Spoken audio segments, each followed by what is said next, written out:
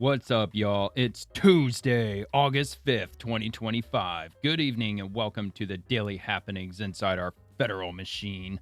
This is Spathon and it's time to plunge into the swamp.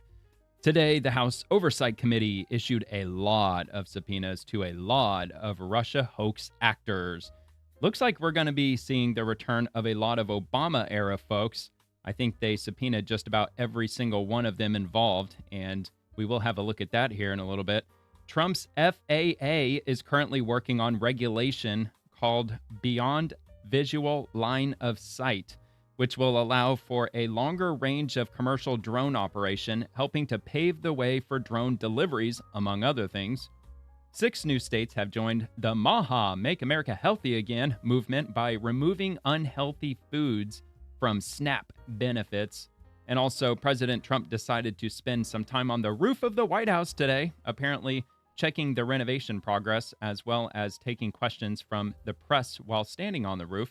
So that's looking pretty hilarious, and that was making waves on social media today. Also, the Secretary of Energy announced that the U.S. will have at least 3 new nuclear reactors online by next summer, possibly even more than 3. And also, there's an update on the situation regarding Texas Democrats fleeing and facing arrest. And also, supposedly, the Bureau of Labor Statistics Commissioner, who was fired by President Trump on August 1st, has been arrested and is currently in jail on treason charges. Holy shit.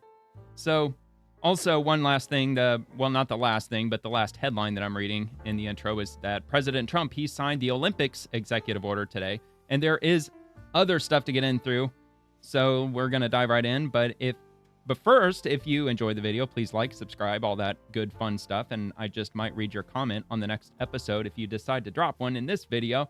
So let's just jump right into this. From Dan Scavino, and this was about 4 hours ago. Not when Trump was on the roof.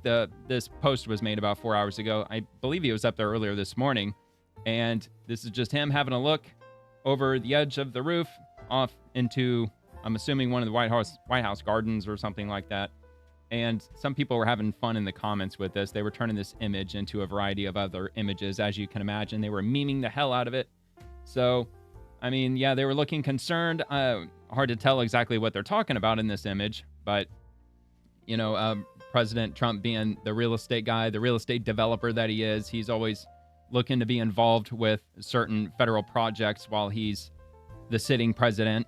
Most recently, he went to the Fed and toured the Federal Reserve to see how the ongoing renovation progress is happening with that, being that it's, over $1 billion over budget, and it's into the multi-billions of dollars that they're spending on this stupid renovation in a building that really shouldn't have anything fancy beyond just plain white walls and a plain white floor. Just a boring ass looking office building, in my opinion. It should be the most boring, bland, most soul sucking building in our entire government infrastructure.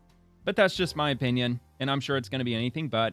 I'm sure they've probably spent multi-millions of dollars on stupid bullshit, fancy fine art paintings by probably Hunter Biden and God knows who else. But anyway, I'm not going to get off topic on all that nonsense. So that is not related in any way at all. So just screaming MAGA, I guess. Let me see. He said, I like this one. He's going to have an American flag painted on the roof, isn't he? Probably. I would not be surprised. And yeah, maybe Pete Hegseth might have given him that idea, being that he tailors every single one of his suits to have the American flag stitched on the inside of all of his suit jackets. Maybe Donald Trump's doing that now, for all we know. Maybe he'll drop a big surprise during one of his speeches randomly, and maybe he'll take after Pete Hegseth, and he'll just open up his jacket, and it'll just be adorning the American flag. Maybe Trump will even have an eagle embroidered on the inside of his jacket, just like as an add-on, just one-upping Pete Hegseth. So who knows? I don't know. Whatever. So let's see. On the roof, summer 2025. The best picks come from Dan. Yeah, he does have some good picks. If you follow him on X, I think you might be aware of that. So let's see. What else do we got? Oh, as long as Trump is pissing you off, I'm happy. Okay. I think he just spotted a 13-year-old girl down there. Yeah, maybe left over from the Biden administration. Maybe that's what they're talking about. Or maybe Pizzagate. Maybe that's what they're in reference to. I mean, if they're trying to suggest something else, I'm missing it. One nation under God. Holy shit, please do something about housing costs. Okay. I absolutely fully agree with that. In fact, if I was just on my own time, I would probably like that comment, if I'm being honest.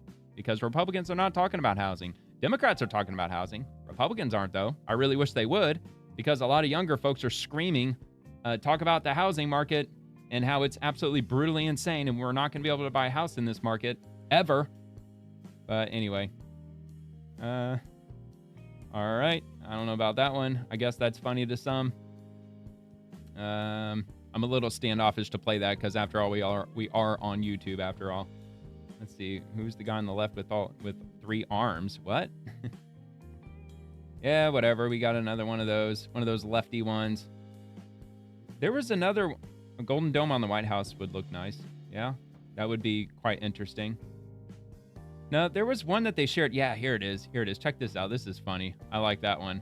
So Trump up there discussing with his guys, and they're trying to pick Joe Biden up off the ground down there. Oh, that was a good one. Trump with the super soaker up on the White House roof.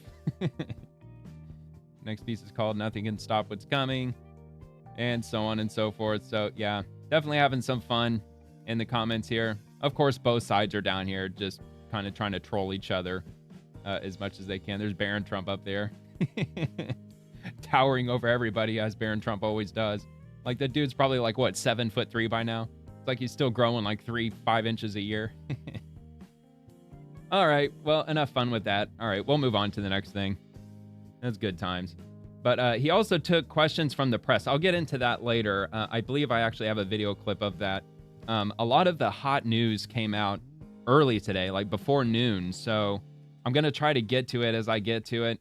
But yeah, I believe him up on the roof shouting and taking questions and whatnot, it'll be coming up here in a little bit. I think it's further down my list.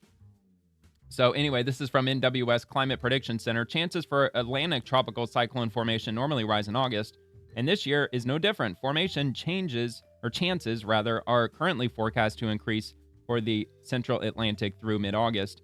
Get the latest on any tropical development at hurricanes.gov. Now, you can check hurricanes.gov. It's a little basic. I personally prefer using my local, which I will admit it is very left-leaning. So I don't actually use Bay News 9 for the news. I mean, maybe to occasionally laugh at them, but I actually do use their weather section and actually depend on it during the summertime because it's local. Let's see. Scroll down here. So that one's already heading away from us. Tropical Storm Dexter. Dude, that'd be badass to get hit by a freaking tropical storm or Hurricane Dexter, especially in Florida. Wouldn't that be fitting if it were to strike Miami? Of course it would be. Of course it would. I think anybody would understand that. It's one of the best shows ever made, man. I didn't start seeing that. I didn't first watch Dexter until either between a year and a half ago and 2 years ago. I'd never seen it, not one single episode. And then I got my hands on it. And I was like, holy shit, I cannot believe I didn't see this like 10 years ago, man. This show rocks. But by the time it got to the 4th season, I really started losing a lot of interest. The first 3 seasons were just absolutely incredible. All right, anyway, so medium chance of development here. Spaghetti plot, irrelevant for that storm, for Dexter. So yeah, they're not really showing anything pertaining to this one. The one over on hurricane.gov, I believe they had this one. No, it is in the orange. About a 50% chance of cyclone formation in the next 7 days. Tropical wave over the far eastern tropical Atlantic is currently producing disorganized area showers and storms.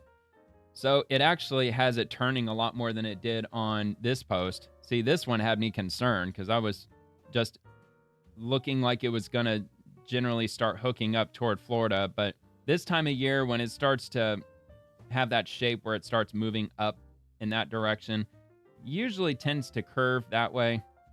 Not always. Certainly not always. I mean, like going way back to the early 90s, Hurricane Andrew, it just kept going straight and boom.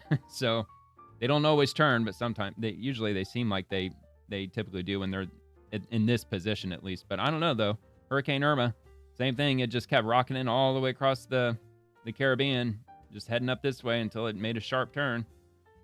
So yeah, they usually curve, but I don't know. Anyway, so that's where we're at with that. Nothing big, nothing special going on there in the hurricane front, except for in the Caribbean.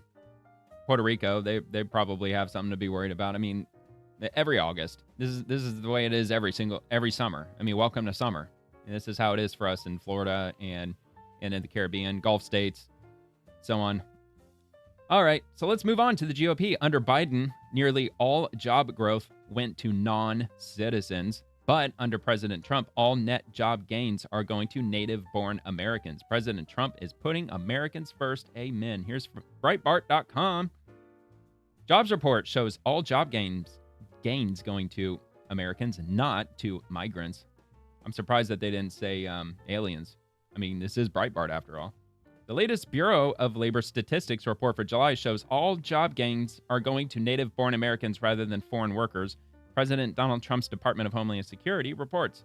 In an interview with CNBC on Tuesday, Trump said the latest employment figures are a victory for Americans as the data shows foreign workers continuing to drop out of the labor market, opening jobs for working and lower middle class Americans. Quote, "That's a great number, by the way, because it means we're putting Americans to work," end quote, Trump said about the jobs report. And this is from Rapid Response 47 CNBC. Quote, "If you look at the jobs report last week, it did show a 1.7 million drop-off of foreign-born workers from March to July at POTUS. That's a great number, by the way, because it means we're putting Americans to work." I'm not 100% sure if it's going to play here. It might actually open up. But if you look at the jobs... Oh, no, it will. All right, hold on. I'm ill-prepared, as I always am at the beginning. All right. Let's rock. Report last week, it did show a 1.7 million drop-off of foreign-born workers from March to July.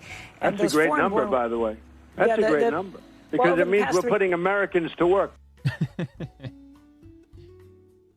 He always entertains them. He always entertains the liberal media. I've always found that shocking, to be honest, or frankly, after 2016, 2017, into 2018, the constant Russia-gate, Russia. I'm just surprised that he would just even give them the time of day, but he always did. Anytime they invited him, it seemed like he always took the invitation to go on, whether it was MSNBC or just NBC or CNN. Maybe not CNN, maybe not them as much. But anyway, DHS officials similarly said the jobs report reveals that all net job gains are going to native-born Americans, the opposite of what had occurred for years under former President Joe Biden, when nearly all net job growth went to newly arrived migrants. The jobs report shows that as illegal aliens continue to exit the labor force, more Americans are finding steady and gainful employment. DHS's Tricia McLaughlin said, "President Trump and Secretary Noem's leadership is making America both safe and prosperous again." And you would think that this would make the progressives quite happy, because if you go over to TikTok and you type in or search for can't find a job, you could just search that. And they're almost exclusively progressives over there that are complaining about how they've put in hundreds of applications or 1,000 applications, or they've been putting them in every day for 6 months. They can't find a job anywhere. It's driving them crazy. They're on the verge of having to live in their car. They've all got their septum piercing. They got tons of tattoos, cotton candy hair, and it goes on and on. But yeah, if you go over there and you check it out, it's all over TikTok, complaining about not being able to find a job. But at the same time, they continue to go to these political rallies and these protests, trying to push back against the deportations of illegal immigrants, and to the point where they're assaulting DHS and ICE officers or agents, which is absolutely insane. So you're screaming that we should not only keep all the illegal immigrants here, but we should import more and more of them, just erase the borders from existence. But at the same time, you're also screaming on your off time about how you can't find a job to save your life and this country sucks because nobody's hiring. The fuck are you talking about? Yeah, they are that brain dead. They really are. It's absolutely baffling. Anyway, if there's more of that article, it'll be linked in the description below. Just look for Breitbart.com/politics, so on and so forth. Just scroll down into my description and it'll be right there. All right, so another one from the GOP. This is from Donald J. Trump's Truth Social account. Crime in Washington, D.C. is totally out of control. Local youths and gang members, some only 14, 15, and 16 years old, are randomly attacking, mugging, maiming, and shooting innocent citizens at the same time knowing that they will be almost immediately released. Yeah, and that's probably true. They'll take their guns and they'll just let them go. which is crazy because the criminals or the felons or you know, if you check certain boxes, minority boxes, gender boxes, whatever, they'll let you out the very next day. But if you're a law-abiding American citizen, it's damn near impossible for you to carry a gun in most of these cities. I'm sure Washington, D.C. is no different. It's probably straight out impossible, which is so ironic, being that it's not only our nation's capital, but that's where our Constitution has been residing for hundreds of years at this point. It's kind of mind-blowing. You can't even carry a freaking gun to defend yourself, despite the fact that 99% of lawful gun owners will never fire a shot in offense or defense in their entire lives at another human being. It will never happen. Not for 99% of our lifetimes. All right, so let's see. Where was it? All right, here we go. They are not afraid of law enforcement because they know nothing ever happens to them, but it's going to happen now. The law in D.C. must be changed to prosecute these minors as adults and lock them up for a long time starting at age 14. Now, a lot of people might even push back against their parents, too. Their parents may have to be held criminally liable, too, because especially if they're out after a certain time. Perhaps, maybe, law enforcement in D.C. should roll back curfew to like 9 p.m. or something like that. Like, don't make it 11 p.m., make it 9 p.m. Unless the majority of these crimes are occurring after 11 p.m., then, yeah, hold the parents accountable because the parents are supposed to be watching over them, especially if they're minors. At least there used to be curfew laws. Does curfew not exist anymore? I mean, it did when I was a teenager back in the late 90s, early 2000s. So enforce the curfew, and if they're out after curfew and they're under the age of 18, I would say whatever crimes they commit, their parents should be immediately made an accessory or charged as an equivalency. So if they commit armed robbery, the minor, then the parents should, by proxy, be arrested for armed robbery as well, indicted for armed robbery. They should be, because they're not supervising their own children. And that's the risk you take. If you don't give a shit about your kids and they go run wild and they commit felonies, well, then those felonies are going to apply to you now. So that's the way I think it should be, because you are responsible for what happens to your kids and what they do. Even if they're not under your supervision at the moment, they're still your kids. Should still apply to you. All right, so anyway, the most recent victim was beaten mercilessly by local thugs. Washington, D.C. must be safe, clean, and beautiful for all Americans, and importantly, for the world to see. Yeah, there's foreigners who come to visit Washington, D.C. also. Probably millions a year. If D.C. doesn't get its act together, and quickly, we will have no choice but to take federal control of the city, and run this city how it should be run, and put criminals on notice that they're not going to get away with it anymore. Perhaps it should have been done a long time ago. Then this incredible young man, and so many others, would not have had to go through the horrors of violent crime. If this continues, I'm going to exert my powers and federalize this city. Make America great again. Dude, second term Trump. I've been saying it since like 2018, 2019. Dude's got to have his second term. As soon as he gets his second term, those gloves come right off and Trump can do whatever the fuck he wants because he's got no third term to please everybody for. Of course, he does have to try to keep the Republican Party, maybe not the party per se, but like at least the voters, the Republican voters. He's got to try to obviously keep them happy and satisfied so they'll continue voting for House Republicans, Senate Republicans. So that way they could try to encroach more power in the House and the Senate. But who is the mayor of D.C., by the way? Because this is solely lying on the mayor's shoulders. And I'm surprised that Trump didn't actually call out the mayor, to be honest with you, because the police chief of Washington, D.C., that's who they answer to. They answer to the mayor of Washington, D.C. I don't know. I don't know shit about Washington, D.C. I mean, like, I know a little bit, but I don't know this much about it. Muriel Bowser. Okay. Muriel Bowser is the seventh. What? She's the seventh? Well, how long have they been electing a mayor? Since, like, what, 1980? What the fuck? I would have expected her to be like the I don't know, 96th mayor or something like that. What? So DC just recently became what? Like its own standalone city or something, and not just like the District of Columbia. That's strange, but all right. She has a strong record of creating a bold urban policy agenda. What is that supposed to mean? Does that mean embracing crime among minors? Because that's at least what President Trump is claiming. She served her hometown in elected office since 2004. Let's see. Anyway, this is probably on her site anyways. No, it's on mayor.dc.gov. All right. Let me try this real quick. Crime. DC through COVID-19 racial injustice protests. Pandemic spawned crime and unemployment increases. That's the only time the word crime is mentioned anywhere in this. Oh my God. Are you serious? She issued over $2 billion in unemployment, rent, and business relief. Yeah, I'm sure. Because most people, maybe not most, but a lot of people in DC during COVID just flat out refused to work, which was the case across major cities across the country. All right, well, I won't dwell on that. I actually don't hope that Trump has to do this. Hopefully DC will just get its shit together, and that lady, she's going to have to get her shit together. Muriel Bowser, put her on notice, put her in the hot seat. She's the reason why all these minors are going out committing crimes without any consequences or accountability. It's her fault. The mayor answers to her. So, of course, she's going to say, well, I'm just like a poor innocent woman. I don't know what to do. Yeah, okay. Well, then step the fuck down and let somebody else take the helm.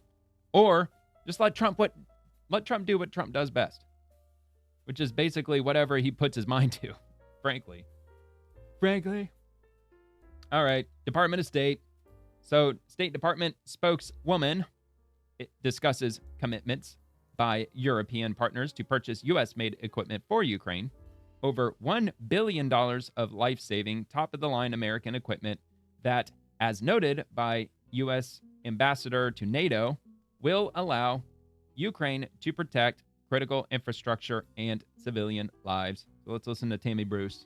And today, Denmark, Norway, and Sweden announced they would fund an additional $500 million package of U.S.-made equipment for Ukraine. In addition, yesterday, the Netherlands announced it will fund the first package of U.S.-made weapons and munitions, including Patriot missiles, worth over $500 million. Together, these deliveries total over $1 billion of life-saving, top-of-the-line American equipment that, as noted by Ambassador Whitaker, will allow Ukraine to, quote, protect critical infrastructure and civilian lives while also staying in the fight until a lasting ceasefire happens. These commitments deliver on President Trump's initiative to facilitate billions of dollars in investment to the United States defense industry and create American jobs while ensuring Europe can ultimately defend itself long term. I mean, I guess, but Trump also said that he was going to end the Ukraine situation, the Russia-Ukraine war in a day. Of course, when he stepped into office, I'm sure it wasn't so easy anymore because Biden really mucked things up. Well, Biden probably didn't do it. All of his cronies were doing it on his behalf. So, I don't know. I mean, yeah, I guess that's the bright way to look at it, or the bright side, is that sure, it might keep some Americans employed a bit longer to produce these missiles and these munitions and everything that they're going to be shipping off to Europe. I just wish that we would just do a little more than it seems like we're doing with the whole Ukraine thing. I really wish that we would be just working really hard to wind it down. But maybe they are behind the scenes. Maybe they are. But I'm not seeing much of it. I'm not really seeing anything other than what she just said as far as the ongoing situation with Ukraine and Russia. There's really not much being discussed in government, on the government accounts. Or the politicians, really, for that matter. All right, so from DOE, Environmental Management at EM Cleanup, U.S. Department of Energy, Office of Environmental Management. Today, at Energy, announced the signing, that's the Department of Energy, by the way, announced the signing of a lease with General Matter for the reuse of a 100-acre parcel of federal land at the former Paducah gaseous diffusion plant for a new domestic uranium enrichment facility, ushering in a new U.S. nuclear renaissance. Let's go. Ramping up our nuclear capabilities. Nuclear power. We have got to get nuclear power going. We need like hundreds of nuclear power plants if they really want all of us driving EVs, and if they want the AI infrastructure to get as insane as they're hoping that it's going to get. We're going to need a lot of electricity. Probably multiple times more than our entire country probably uses at this current moment. Anyway, the U.S. DOE announced the signing of a lease with General Matter, 100-acre parcel, basically the same thing that I just already read. And they said they repeat it again. Let's see. Leveraging the resources of the former Paducah gaseous diffusion plant, including its skilled nuclear workforce and existing infrastructure, it's unlocking private funding and fast-tracking commercial licensing activities. The DOE Principal Deputy Assistant Secretary Roger Gerald said, quote, the administration's commitment to reducing barriers for American energy development is enabling the Office of Environmental Management to transform liabilities into opportunities, unleashing American energy, supporting national security, and enabling U.S. innovation and jobs. It's very generic, but all right, I guess. General Matter is one of 4 companies the DOE selected in October 2024 to provide enrichment services for the establishment of a U.S. supply of high-assay, low-enriched uranium. The lease provides General Matter with a minimum of 7,600 cylinders of existing uranium hexafluoride to supply fuel for future enrichment operations. Reprocessing of uranium hexafluoride saves the American taxpayer about $800 million in avoided disposal costs, and General Matter benefits from a consistent supply of U.S. origin uranium hexafluoride feed suitable for re-enrichment. And then finally, General Matters construction is expected to begin in 2026 with uranium enrichment operations planned for 2034. Jeez. So there's still a ways out before they actually start using this for, I'm assuming, for nuclear power. But I don't know, maybe nuclear weapons, but I'm assuming they're talking about nuclear energy. All right, so from Mary Margaret Olahan. So the President of the United States signs the Olympics executive order, says sharply to Pam Bondi, Pam, no auto pen. All right, let's check this out. Oh, that's quiet. Pam, no auto pen. Let's go back one more time. Turn up your bed. Pam, no auto pen.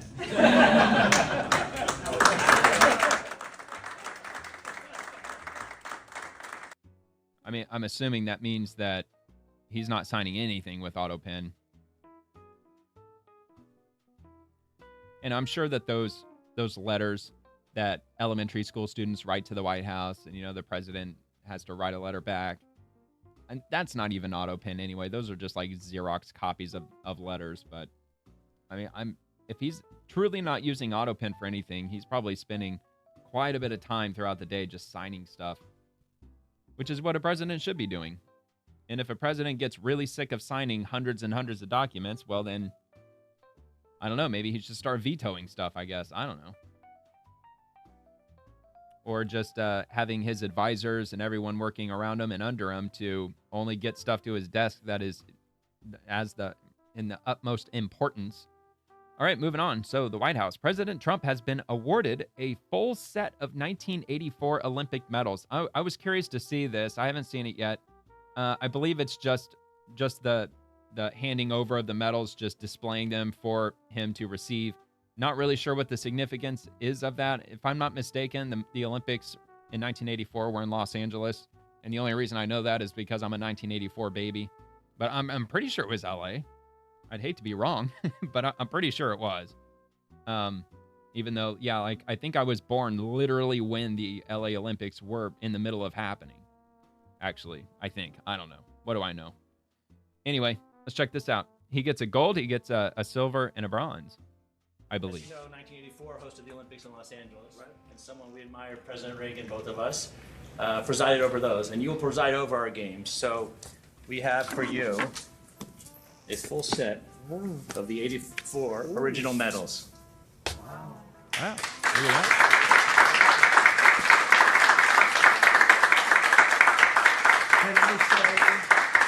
Can I say that I won them athletically? Yes, sir. That would be a great honor. Yes. That's beautiful. Thank you very much. Thank you very much. Thank you. Man, what dark, dusty closet did they dig those out of? I don't know. All right, so this is kind of a bombshell of sorts, but maybe not. And I'll give some context into this. So apparently, the JAG arrests Biden operative for treason after economic fraud exposed. This is really interesting. Sources say Erica McInterfer, I have no idea how to say her name. Erica McInterfer. McInterfer. I'll just say that. I'll just say Erica McInterfer. Former Bureau, I'll just say Erica, fuck it. Former Bureau of Labor Statistics Commissioner and Biden loyalist has been arrested by the U.S. Navy JAG on treason charges after allegedly falsifying July's job numbers to tank the Trump economy. According to insiders, President Trump was handed the real numbers, which was 145,000 jobs, but Erica, a known never-Trumper, published just 73,000 jobs, a deliberate move, sources claim, to spark panic and give ammo to the mainstream media to declare Trump's return an economic collapse. But Trump saw it coming. Before the data drop, he reportedly told JAG to stand by for arrest if the numbers were doctored. The second the false report hit, boom, JAG moved in. Trump's words were sharp: fire her immediately. Sources say this wasn't Erica's first act of fraud. She allegedly inflated Biden-era jobs data for years, erasing anti-Trump posts just before the 2024 election. But it was too late. JAG had it all. When agents tracked her to her home, she locked herself in her car. They shattered the window, dragged her out, and she reportedly screamed in denial as they read her the charge: treason. Erica is now being held in a JAG facility awaiting tribunal. This isn't a drill, it's a purge. The deep state's propaganda machine is crumbling, and Trump is tearing it down brick by brick, one arrest at a time, one traitor at a time. So, not sure if there's any legitimacy to this. I did actually ask Grok. Now, I know there's different schools of thought when it comes to Grok. Some people, they swear by it. Others say that it's wrong all the time. It's very unreliable. I do like the fact that Grok does link sources that you can actually click on, so you can see what it is that they're pulling, or what it is pulling information from. So I asked, was Eric McInterfer arrested? And Grok says there is no credible evidence or official confirmation that Erica, the former commissioner of the Bureau of Labor Statistics, was arrested. Multiple posts on X claim she was arrested by U.S. Navy JAG for treason, alleging she falsified job growth numbers. However, these claims stem from a single source, Real Raw News, which is not a reputable outlet and lacks corroboration from established news organizations or official records, such as the Bureau of Labor Statistics or the Department of Justice. Available information confirms that Erica was fired by President Trump on August 1st following a disappointing July jobs report, as reported by multiple credible sources. And these sources detail her termination but make no mention of an arrest. So, ex-post alleged an arrest appear to be speculative or misleading, without verified evidence, so on and so forth. So I guess you could just take this whole thing with a big grain of salt. I'm going to go off on a limb and say she probably wasn't arrested, because I'm sure that other media outlets probably would have reported it, but maybe not. She definitely looks like a Biden loyalist. I think the glasses and the short hair is kind of a dead giveaway. The only thing she's missing is the little bowl ring. All right. But I'm assuming in the comments it's probably littered with, no, she's not arrested. No. Not true. Fake news. Nobody's been charged with treason since 1947, blah, blah, blah. So, I don't know. But I guess I'll just have to wait and see if anybody else comes out with it. But, all right, so this is from Attorney General Ken Paxton. Breaking: I will seek judicial orders declaring that runaway Democrats who failed to appear by the Speaker's deadline have vacated their office. This is in regard to the situation in Texas. The people of Texas elected lawmakers, not jet-setting runaways looking for headlines. If you don't show up to work, you get fired. Now, it's kind of small, but I'll read it for you. Attorney General Ken Paxton will seek judicial orders declaring that runaway Democrats who abandoned their legislative duties vacated their office. From Austin, Attorney General Ken Paxton has announced that the continued refusal to perform legislative duties by Texas House Democrats who broke quorum constitutes abandonment of office, and that he will pursue a court ruling ensuring that their seats are declared vacant. Speaker of the Texas House Dustin Burrows has given members until Friday, August 8th to return to Texas and present themselves before the House. Any lawmaker who has not been arrested in return or fails to appear by the Speaker's deadline will be subject to aggressive legal action by Attorney General Paxton. Quote, Democrats have abandoned their offices by fleeing Texas in a failure to respond to a call of the House constituents, a dereliction of their duty as elected officials, end quote, says Attorney General Paxton. Quote, starting Friday, any rogue lawmakers refusing to return to the House will be held accountable for vacating their office. The people of Texas elected lawmakers, not jet-setting runaways looking for headlines. If you don't show up for work, you get fired. So rulings issued by the Supreme Court of Texas do not allow the minority faction in the legislature to improperly interfere with the legislative majority's prerogative to conduct business by removing themselves from the state for the explicit purpose of interfering with the proceedings of the Texas legislature. Democrats are refusing to perform their duties in a manner that amounts to abandonment of office. If the runaway members of the legislative minority do not return to the House and resume performance of their duties by that deadline, Attorney General Paxton will seek judicial relief confirming that their office is vacant. So they better show up by Friday, because if they're not, then they're going to have their offices vacated. And does that mean permanently vacated? I mean, maybe.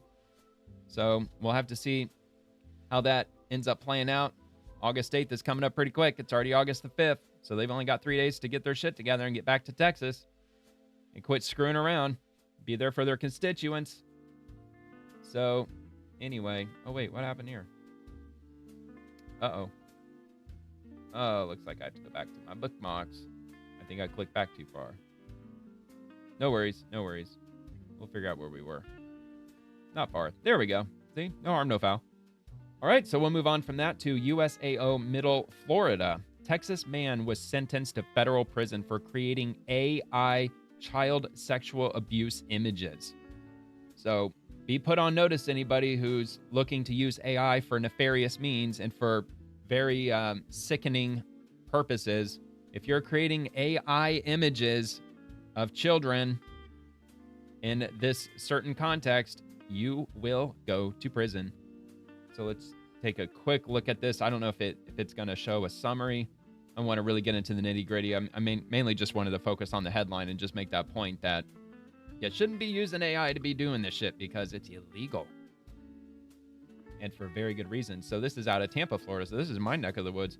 U.S. District Judge Thomas P. Barber has sentenced Daniel Weatherly, 42, from Brownwood, Texas, to 2 years in federal prison for possession of obscene visual depiction of a minor engaging in sexually explicit conduct. The court also ordered Weatherly to serve 3 years of supervised release and to have no contact with minors following his prison sentence. Weatherly pleaded guilty on January 8th of 2025.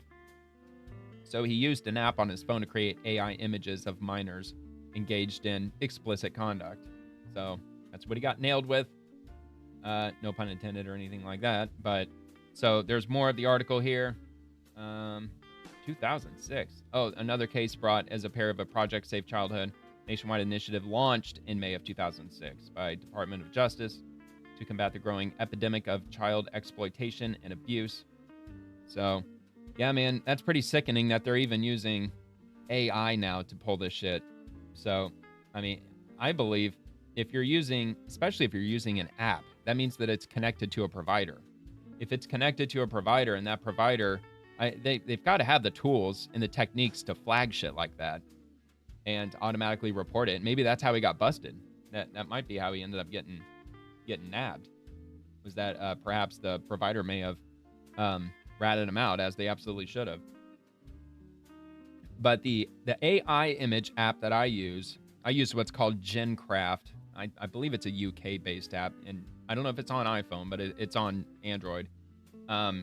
They pretty heavily restrict what you're allowed to do. Like I've tried to create images with, let's say, Trump or any political person, and it immediately keeps saying that it won't let me do it. It's like, no, that violates the terms of blah blah blah. So I've been really, really on the fence with getting rid of it because I don't like that. Even though it's not an American company, but still. All right, so moving on to the Oversight Committee, Chairman Comer, Rep. James Comer, has subpoenaed Bill and Hillary Clinton, former AGs and former FBI directors in the investigation related to Jeffrey Epstein. We've also subpoenaed the DOJ records tied to the case. This is fucking wild. And I believe that they've also issued subpoenas with regard to the Russia-hoax too, which we're going to get into here in a minute. So from oversight.house.gov, let's take a look at that first. Let's zoom in on this so we can all read it. Is that too big? No, that's not too big. I think that's a pretty good size. So Chairman Comer subpoenas Bill and Hillary Clinton, former U.S. Attorneys General and FBI directors, and records related to Jeffrey Epstein. Uh-oh. Sounds like the Biden administration probably did destroy everything after all. Maybe I would have been proven correct if they would just come out and fucking say it. That's what I think happened. That's why they're not coming out with any information, because there ain't any there. Anyway. So House Committee on Oversight and Government Reform Chairman James Comer today issued deposition subpoenas to Bill and Hillary Clinton, James Comey, Loretta Lynch, Eric Holder, Merrick Garland, Robert Mueller, William Barr, Jeff Sessions, and Alberto Gonzalez for testimony related to horrific crimes perpetrated by Jeffrey Epstein. Additionally, Chairman Comer issued a subpoena to the U.S. Department of Justice for records related to Epstein. These subpoenas follow recent action by an oversight subcommittee which approved motions to subpoena these records and compel witness testimony. On July 3rd, 2025, Republicans and Democrats on the Federal Law Enforcement Subcommittee approved by voice vote a motion offered by Rep. Scott Perry to direct the chairman to subpoena Bill and Hillary Clinton and all the others that I just named. The subcommittee also approved an amended motion offered by Rep. Summerlee by a vote of 8-2 to direct the chairman to subpoena the Department of Justice to release records related to the Epstein case. Rep. Andy Biggs' amendment to include the release of all communications between President Biden and Biden administration officials and the Department of Justice related to Jeffrey Epstein was adopted by voice vote. Rep. Nancy Mace's amendment to include redacting the names of victims and any personality identifiable information, names of victims and any personally identifiable information of victims and any possible child sexual abuse material was adopted by voice vote. The subpoena to the Department of Justice can be found here, and the subpoena cover letters can also be found there with the link, which this article will be linked in the description below if you want to check that out yourself. Here's the deposition and record return dates. So let's take a look at that. So the Department of Justice records return due by August 19th, AG William Barr, August 18th, and Alberto Gonzalez, August 26th, Jeff Sessions, 28th. Dude. Now, hold on. Deposition. So I'm assuming this will probably be behind closed doors. What do you think? Do you think this is going to be live streamed to the public or not? I'm assuming it's probably going to be behind closed doors, but I would love for them to put all this out in the open, as they definitely should, because the public is pretty pissed off that they didn't release any Jeffrey Epstein stuff as they promised. But anyway, Robert Mueller, September 2nd. Loretta Lynch is on September 9th. Eric Holder, September 30th. Merrick Garland, October 2nd. James Comey, October 7th. Hillary Clinton, October 9th. And Bill Clinton, October 14th. I think that's awesome that they're waiting for Bill Clinton to be the last one after they've gathered all the other information before they sit him down for deposition, because I'm sure they have a few questions about what Bill Clinton personally did on the Lolita Express and Epstein Island. So that should be a banger of sorts. All right. Crazy, crazy. Things are heating up, man. Heating up in the swamp, starting to boil. So Rep. Marjorie Taylor Greene, Epstein documents issued. GOP oversight just subpoenaed Bill and Hillary Clinton, James Comey, Loretta Lynch, Eric Holder, Merrick Garland, Robert Mueller, William Barr, Jeff Sessions, and Alberto Gonzalez. U.S. Department of Justice was also subpoenaed for records related to Epstein. It's time for the truth to be revealed to the American people. No more cover-ups, no more lies. Epstein Files is not a hoax. He was a convicted pedo, and we demand to know the rich, powerful elites who approved of and participated in his evil ways. Why did no one stop him or save those girls? So that is quite interesting. I'm determined to find out. And the same with Anna Paulina Luna, Rep. Anna Paulina Luna of St. Pete, my district. Bill and Hillary Clinton will be receiving subpoenas regarding Epstein Files to testify in the next few days per James Comer and GOP oversight, along with AG Garland, Barr, etc. Also, oversight has issued a subpoena to DOJ for files.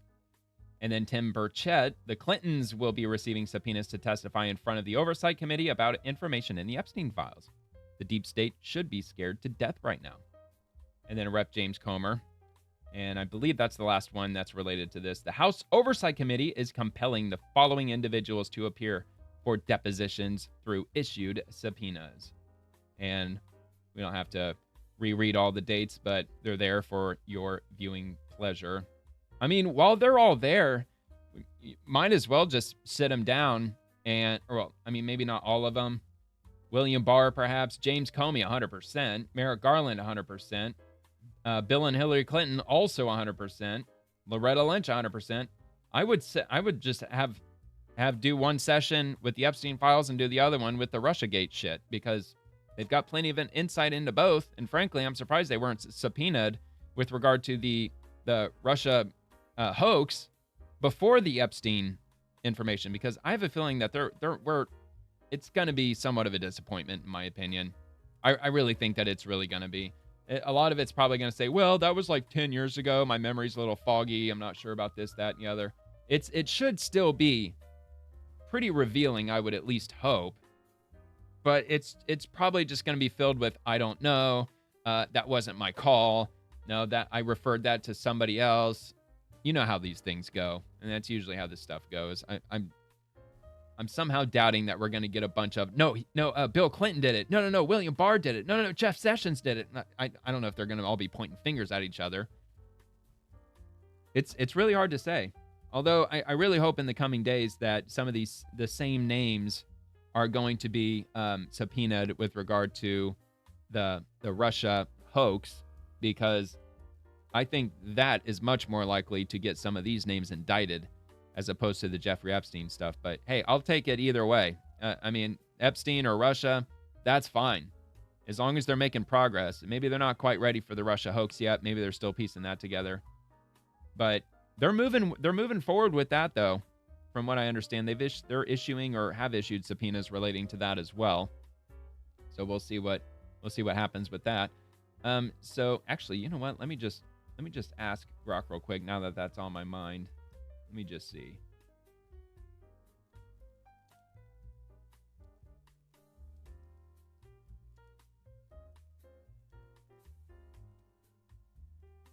Let's see if it'll return anything.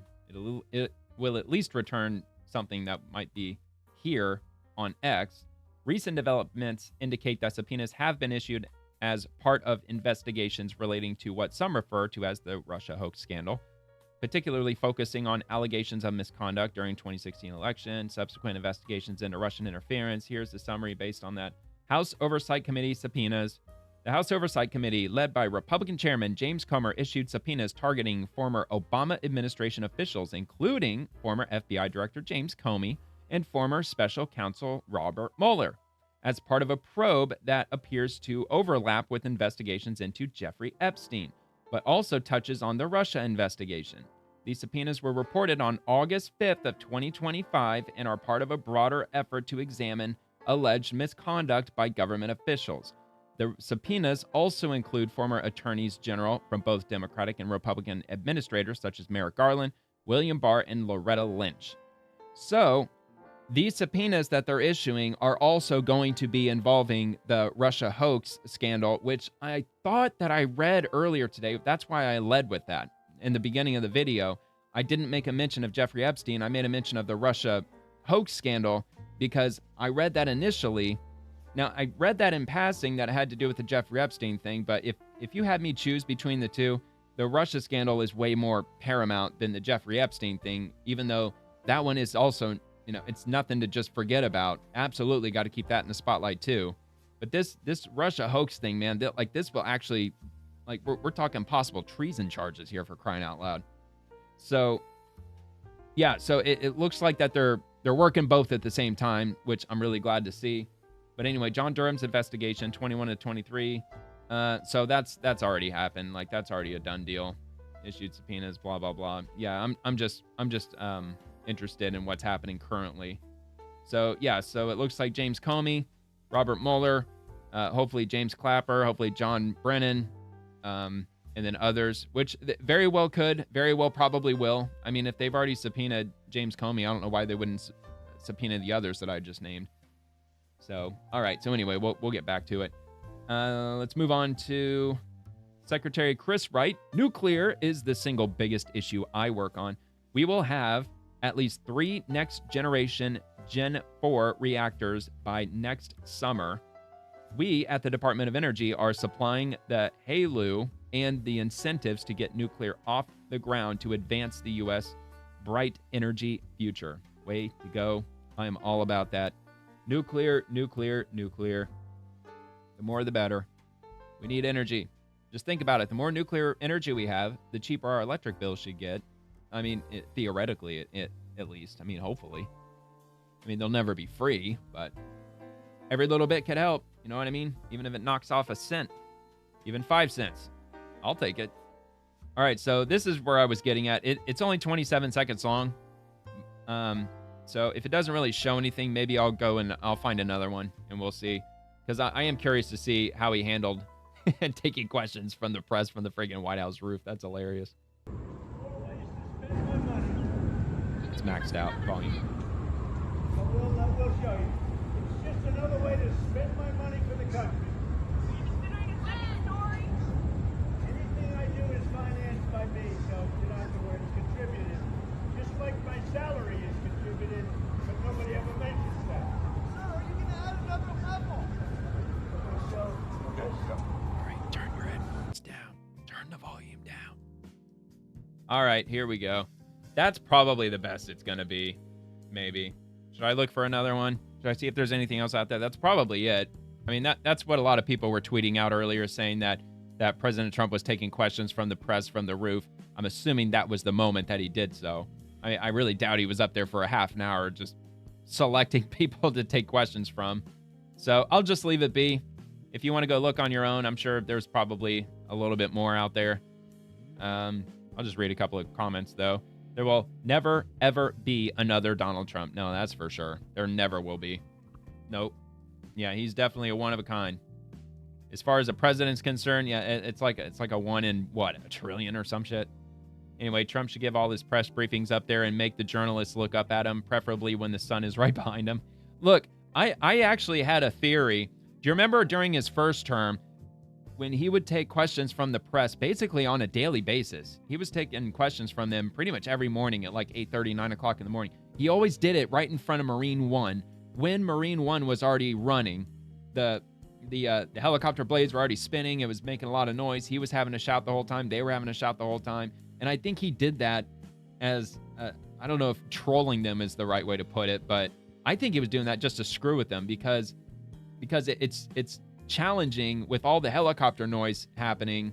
It's got to be a challenge to the sound engineers and the producers and all those mainstream media cronies that are working in the background, all the Trump derangement syndrome NPCs that are working for CNN behind the scenes, just them having to work just that extra harder just to be able to hear the president speaking and taking questions. I thought it was genius. I don't know if that was his true intention or if he just had such a busy schedule that was just the only time he was able to take questions. But I think he did that deliberately.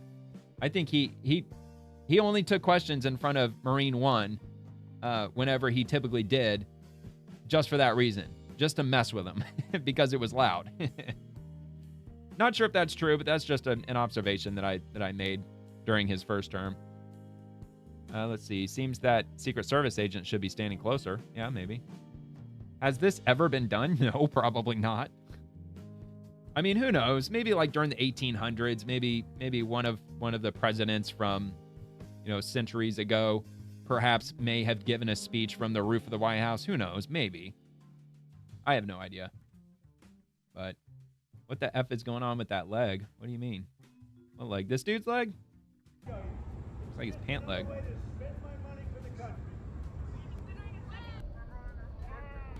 I don't know what they're talking about. They zoomed in somewhere over here, didn't they?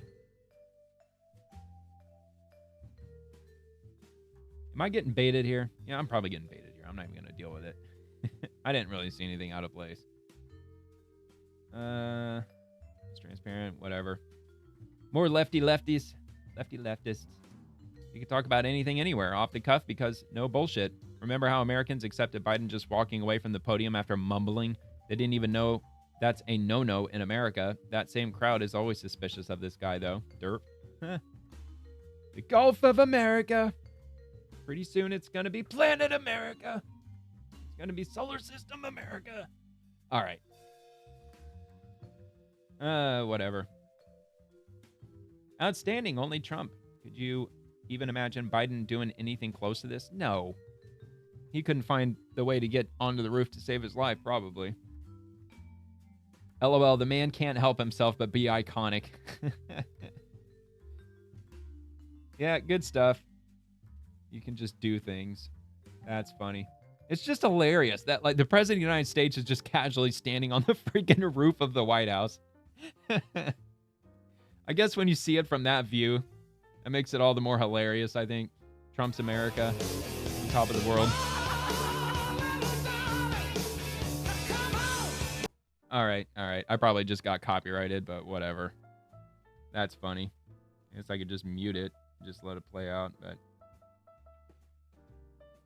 Yeah, just standing and waving. Even took a question from somebody. Mr. President, what the hell are you doing up there? Oh, man, good times, man. What a time to be alive. See, only Trump could be on the roof taking questions and making headlines at the same time. His hands-on style and humor always keeps things interesting. Truly one of a kind. Yeah, for the most part, positive comments. All right. Enough fun with that. So from the Department of Agriculture, this is good news. 6 new states are joining the MAHA movement. Yesterday at the Great American Farmers Market, Secretary Rollins and Secretary Kennedy signed food choice state waivers for West Virginia, Florida, Colorado, Louisiana, Oklahoma, and Texas to remove unhealthy foods from SNAP benefits. That is awesome.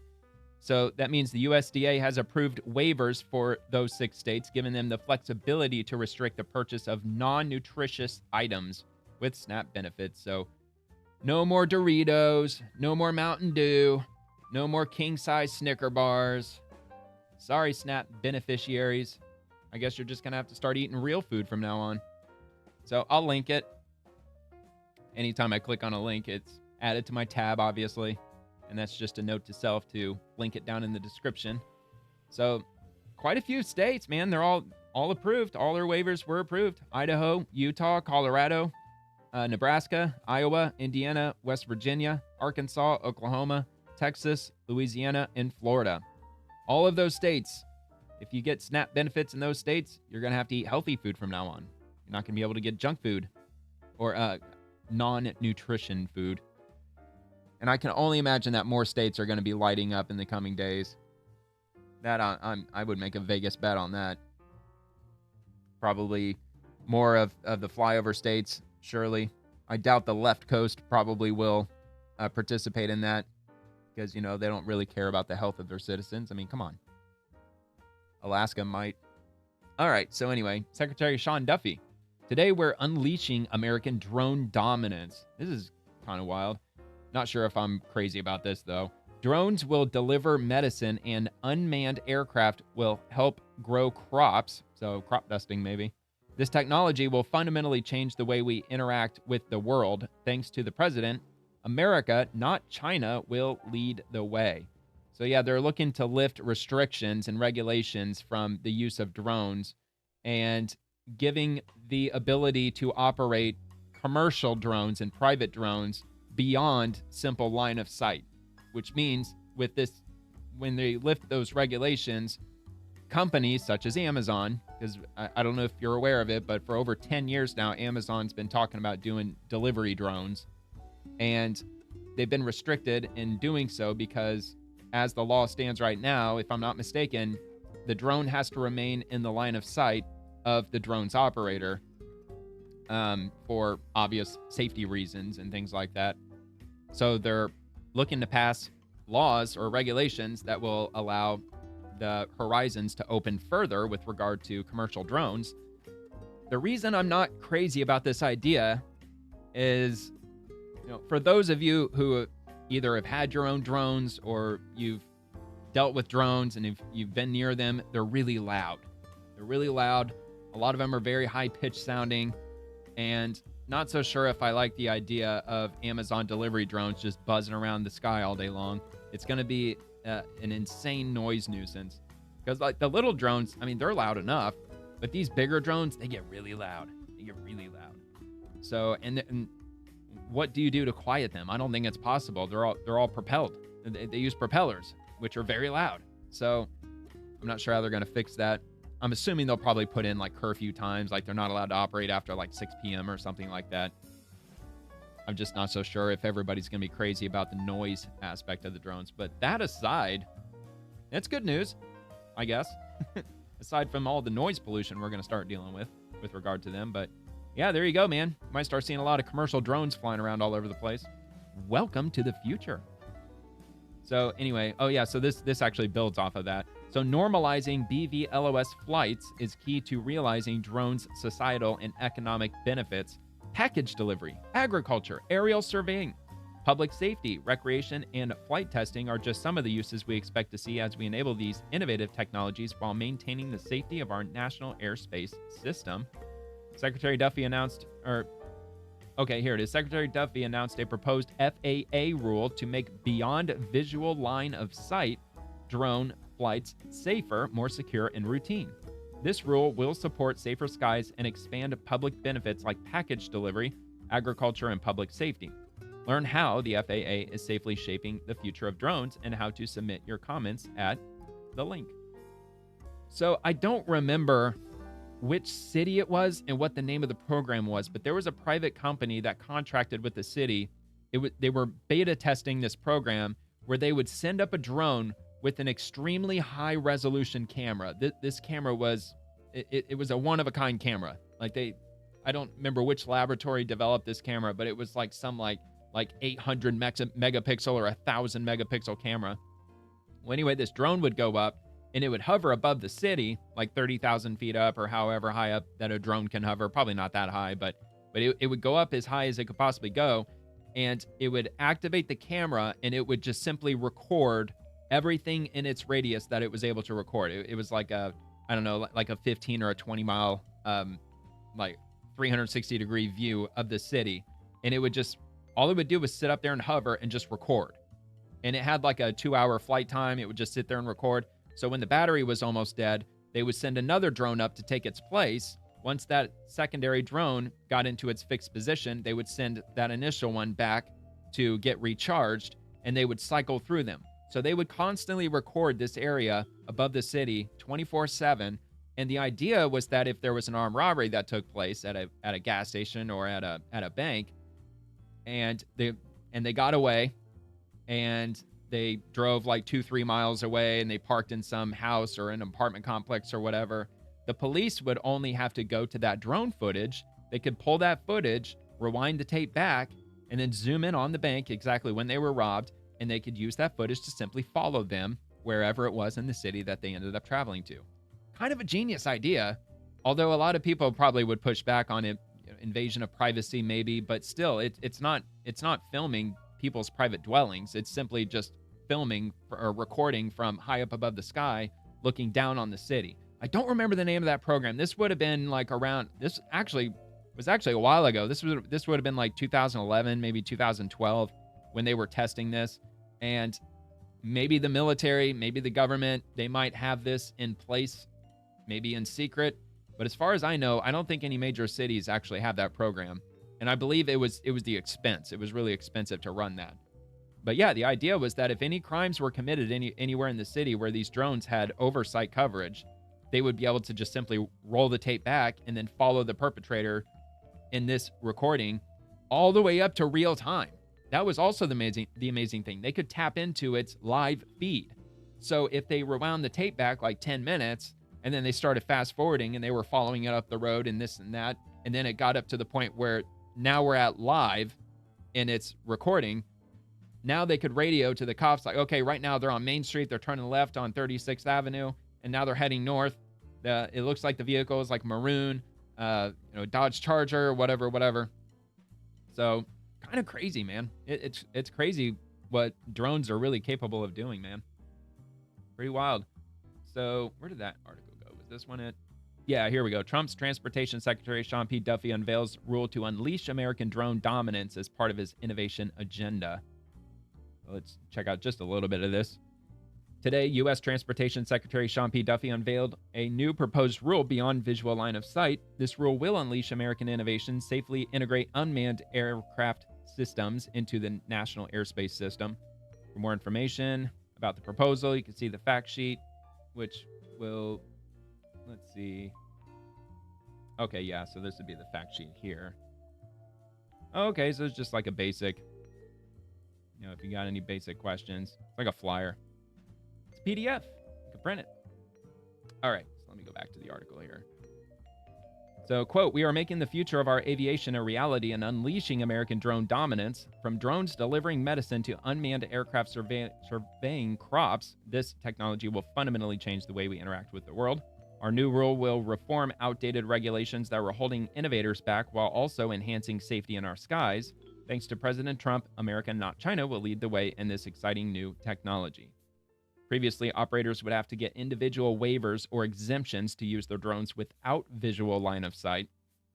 These were approved on a case-by-case basis, and the process was cumbersome. By eliminating these requirements for BVLOS operations, the proposal will significantly expand the use case for drone technologies in areas like manufacturing, farming, energy production, filmmaking, and the movement of products, including life-saving medications." That is very interesting. And the article continues for a bit longer if you want to read that on your own time. It's down in the description. And let's head back. I think we're near the end, aren't we? All right, so I got one more here from Nanette D. Barragan. "Trump is shutting down the EPA's science office, firing 1,500 plus experts who test air and water quality, study cancer-causing chemicals, and track climate threats. This means more pollution, more health risks, and fewer protections for your family. No science equals no safety." Or maybe they've just figured out AI can replace these jobs and they can all be done automatically. You know, perhaps that's possible. Of course, it's from Reuters. So yeah, they're totally to be trusted. But it is linked if you want to go read it. If you want to read it. So my comment was, hard to peddle propaganda without the science propagandists. The EPA was very successful in running manufacturing off to China, where they couldn't care less about the environment. And bye-bye frauds. So Doge AI. RFK Jr. has been right to challenge institutional capture. The real issue isn't firing experts. It's dismantling a bloated bureaucracy that prioritized political narratives over practical solutions. Absolutely. Absolutely. Little by little, they're firing the federal propaganda arm, where all they do is just talk about problems, and they offer absolutely no fucking solutions at all. I'm so sick of it. Just fix it. So the EPA's own audit found $748.8 million wasted annually on redundant studies while frontline environmental enforcement languished. Restructuring redirects resources on actual field operations, monitoring pollutants, not academic exercises detached from real-world impact. Very interesting. Let's see. So Cantwell's outrage ignores how ORD's 1,000-plus scientists produced zero actionable reforms on PFAS or pipeline safety in 5 years. So basically, they were just all talk, no action. They were just apparently really good with words, but not really good with actually getting shit done. So, anyway, I knew this was happening even in his first term, eliminating all inspector generals and defunding EPA and FDA, Medicaid, and Medicare, and Social Security equals survival of the fittest. Shame on America. Yeah, whatever. We're getting rid of the bloat, dude. It's so funny, man. Like, when I was growing up, Democrats were all about smaller government, getting rid of the waste, not adding more departments. Like, as far as I remember, a lot of liberals were really pissed off when the TSA was implemented, when the NSA was implemented, like when all of this, like post 9/11. What was the other one? Was it Department of Homeland Security? I can't remember. There was another big department that was added post 9/11, and they were all outraged because of the government bloat. Because just the government's getting way too big. It's getting too invasive. Big brother, big brother, big brother. But now they're pro that. They're mad when you fire people in the government now. Probably because so many of them work for the government. Bunch of freaking communists, man. A lot of commies these days. So, why are my tax dollars being... Oh, whatever. That's not related to anything. All right. Anyway, so that'll do it, man. That's going to do it for this video. So, if you like the video, if you like the content, please give it a like, subscribe to the channel. And if you have any comments on the matter, I'll check out the comments tonight, tomorrow morning. If you had anything to add to it, I'll read it on tomorrow's video. So until tomorrow, thanks a lot for watching, and God bless America.